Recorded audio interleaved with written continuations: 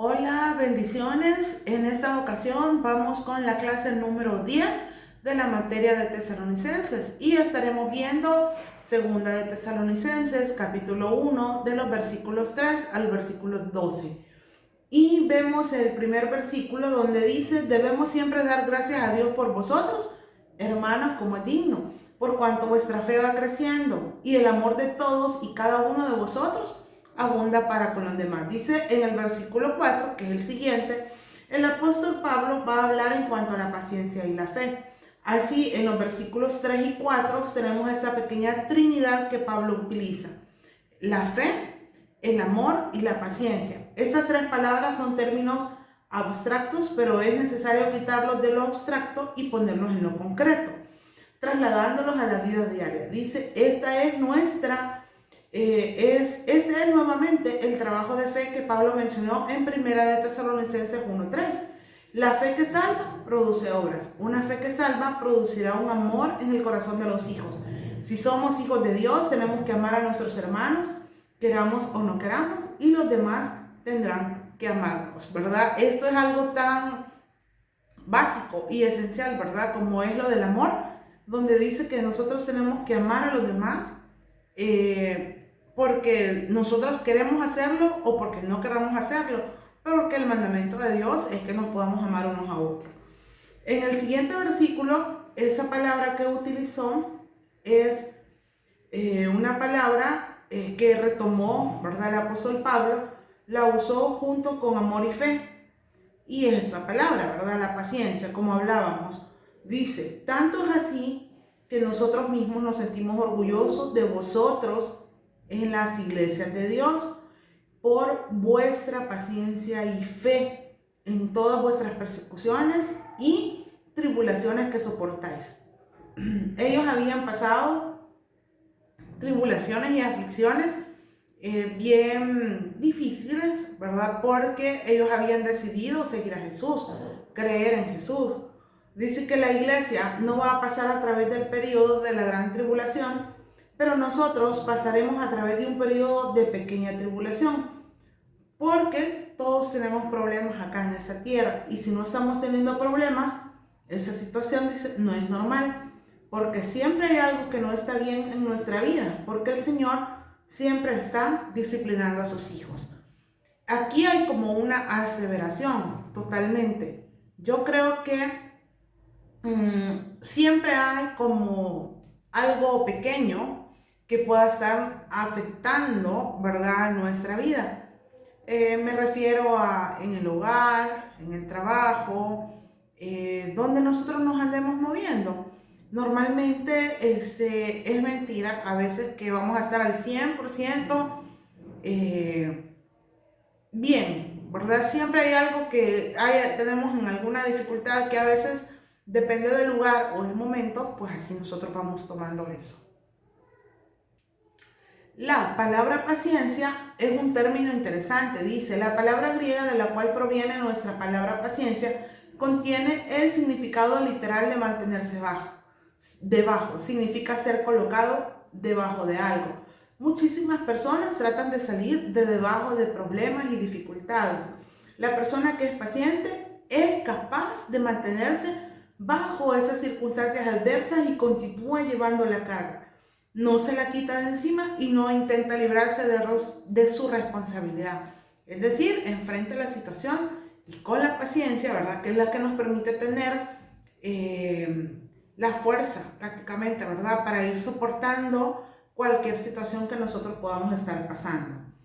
Dice acá, en segunda de Tesalonicenses 1 en el versículo 5 dice, esto es demostración del justo juicio de Dios, para que seáis tenidos por dignos del reino de Dios, por el cual asimismo padecéis. Nuestro sufrimiento no tiene nada que ver con la salvación, pero con toda seguridad que nos prepara para el estado eterno. Definitivamente que creo, yo de verdad, y yo sé que quizás aquí podemos diferenciar un poco en cuanto a que hay momentos en los que estamos bien, aparentemente estamos bien y que no nos sucede nada, no tenemos ninguna aflicción ni nada por el estilo. Pero si nosotros nos examinamos, yo creo que siempre hay algo que nos hace buscar de Dios. Si estamos bien, debemos de buscar de Dios. Si no estamos bien, igual debemos de buscar de Dios. De manera que cualquiera de las dos situaciones nos pueda estar acercando a Dios. Dice aquí que nuestro sufrimiento no tiene nada que ver con la salvación, ¿verdad? El hecho que yo pueda estar sufriendo por una circunstancia difícil no quiere decir que ya por eso yo no voy a creer que Dios pueda salvarme, o que Dios ha dejado de quererme, o que Dios ha dejado de amarme. No, sino que dice, cuando miramos retrospectiva a esta vida en la tierra, quizás algunos desearemos haber obtenido un poco más de disciplina que la que tuvimos, ¿verdad? Porque yo creo que todos de alguna manera pues hemos sido criados y educados, ¿verdad? A la medida de nuestros padres, en las posibilidades que ellos tenían. Y yo creo que a veces uno dice, no, yo creo que conmigo fueron muy dóciles, o puede ser todo lo contrario, conmigo fueron muy difíciles, ¿verdad? Pero de alguna manera todo eso nos ayuda para bien, todo lo que pueda estar a nuestro alrededor. En el versículo 6 dice, es justo delante de Dios pagar con tribulación a los que os atribulan. Cuando Dios actúa como juez, es justo. Dice que el apóstol Pablo en su carta a los Romanos dice, ¿hay injusticia en Dios? Y él mismo respondió, de ninguna manera. Todo lo que Dios hace es absolutamente justo. Él no puede equivocarse. A veces nos quejamos sobre las cosas que nos suceden porque somos ignorantes y no entendemos los caminos de Dios. Pero Dios tiene un propósito muy definido en todo lo que Él hace, totalmente, ¿verdad? Dios sabe de qué cosas nosotros tenemos necesidad, cuáles son nuestras situaciones en las que podemos acercarnos a Él o cómo podemos alejarnos también. Y Dios dice que envía juicio, ¿verdad? A los malvados, a los que en realidad puedan en algún momento estarnos atribulando a nosotros, ¿verdad? Pues Dios va a ser justo si en realidad lo están haciendo. En el versículo 7 dice, mientras que a vosotros los que sois atribulados, daros reposo junto con nosotros, cuando se manifieste el Señor desde el cielo con los ángeles de su poder. Estas palabras realmente reafirman que Jesús va a venir a un juicio, porque dice, los que sois atribulados, daros reposo junto con nosotros, cuando se manifieste el Señor Jesús desde el cielo con los ángeles de su poder. Aquí estamos hablando de la venida y de cómo Él va a hacer que todo, ¿verdad? Que todos estemos ante Él rindiendo cuenta. Los versículos 8 y 9 dicen, en llama de fuego para dar retribución a los que no conocieron de Dios, ni obedecen al Evangelio de nuestro Señor Jesucristo. Estos sufrirán pena de perdición, excluidos de la presencia del Señor y de la gloria de su poder.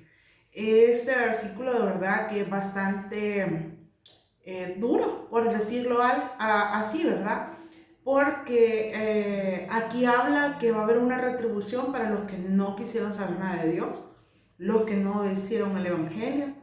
Dice que van a sufrir una pena eterna y van a ser excluidos delante de Dios. Definitivamente que aquí está lo que va a pasar con aquellos que no desean nada acerca de Dios. La palabra de Dios realmente dice muy poco del cielo. Una de las razones es que en un lugar tan hermoso que a veces quizás no podríamos comprender totalmente lo que pueda estar allá. Y el Señor no quiere que estemos con nuestra mente tan puesta en el cielo, que no seamos útiles aquí en la tierra. Él quiere que mantengamos nuestra mirada en nuestro sendero, aquí en nuestra andar. En otras palabras, Él tiene un propósito para nuestras vidas acá en la tierra y quiere cumplir ese propósito. Y por eso se habla aquí bastante acerca de el infierno y del juicio. Y justo creo que este versículo, como les decía, suena un poco duro, pero es el más realista que nosotros podamos tener cuando se habla de que las personas que no conozcan de Cristo o que no desean saber de Dios, o que no desean saber de nada de Dios, ¿verdad? Esas personas van a tener un juicio. Luego vamos al versículo número 10, donde dice, cuando venga en aquel día para ser glorificado en sus santos y ser admirado en todos los que creyeron. Vosotros habéis creído en nuestro testimonio. La venida de Cristo a la tierra en juicio justificará a los creyentes que han depositado su confianza en Él y traerá honra y gloria al Salvador. Por eso ahí dice que cuando vengan aquel día para ser glorificado en sus santos. O sea, tenemos una promesa de Dios que Él, ¿verdad? Si nosotros creemos, nosotros somos sus santos. La verdad que, y somos santos no porque lo merezcamos, sino que porque Él nos santifica, ¿verdad? La sangre de Jesús nos santifica y nos justifica. Finalmente, en los versículos 11 y 12 de Segunda de Tesalonicenses 1 dice, por esta razón también oramos siempre por vosotros, para que nuestro Dios os tenga por dignos de su llamamiento y cumpla todo propósito de bondad y toda obra de fe con su poder.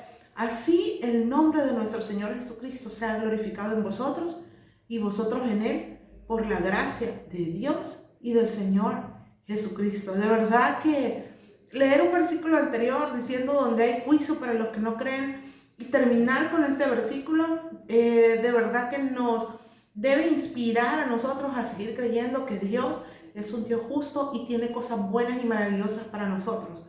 Dice que impresiona, dice, a veces saber que hay alguien que se encuentra ingresado en un hospital y que debe de guardar cama la mayor parte de su vida, inmóvil, sin moverse. Sin embargo, cualquiera que la percibe inmediatamente en su rostro puede ver un testimonio radiante de Cristo.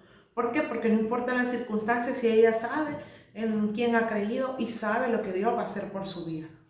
Luego dice, porque personas como la señora enferma que hemos mencionado y muchas otras alrededor del mundo de diferentes condiciones sociales viven bajo las más variadas circunstancias, algunas en la prosperidad, otras que puedan vivir con dignidad y muchas en la pobreza, y todas ellas honran el nombre de Cristo. ¿Qué significa? Que definitivamente el momento en el que estamos viviendo, nuestra mirada tiene que estar puesta en Jesús, el autor y consumador de nuestra fe, y saber de que Él tiene el control de toda situación. Los tesalonicenses lo sabían e intentaban hacerlo lo mejor que podían. Gracias por llegar hasta acá. Que Dios les bendiga. Nos vemos en la siguiente clase. Bendiciones.